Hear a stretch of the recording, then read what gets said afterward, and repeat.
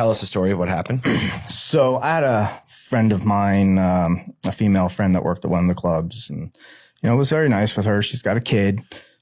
This was over in Fort Myers, and she was setting me up. As a dealer, you always have to be kind of on the backup. I think I was bringing her some pot that I had gotten a big freaking bushel of. So I was like, yeah, whatever. I got. And you're selling epoxies.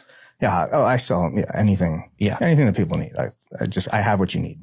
She asked me, for some help or something. I guess, the neighborhood where she was moved into was pretty rough. So she wanted to talk about guns because I always had my license for my CCW to carry.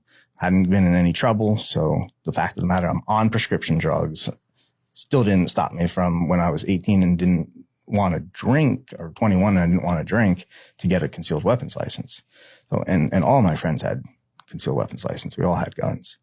So, I go over to her house and, she wanted to see my gun. And I'm like, well, okay. I brought her a couple of knives. I'm like, listen, this is some safety. I said, if you're seriously interested in some safety for the house, a shotgun is going to be your best bet. We'll get you something smaller and compact with a buckshot because your kid lives in this house. So if somebody breaks in and you've got to defend yourself, you don't want a gun. It's not what you're going to want to shoot somebody with. You're either going to want, something with a buckshot to it that's not going to penetrate walls and go into your son's room. So we had discussed certain things, but the whole time she was like, can I see your gun? And I take my gun out. I take the clips out, the bullets out. I let her see it. And she started acting a little weirder and walking towards her hallway.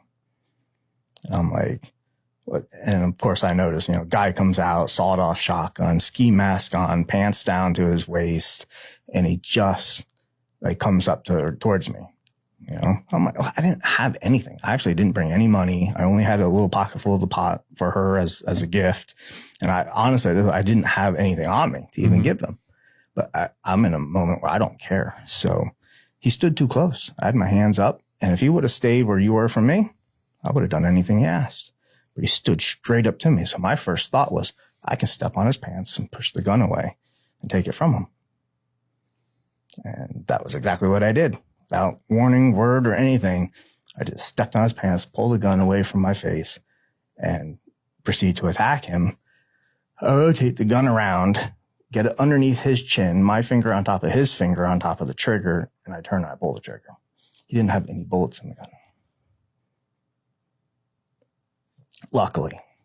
So at that point, I knew that I had bullets in my gun. Our skirmish shifted the table and flipped the gun across the room.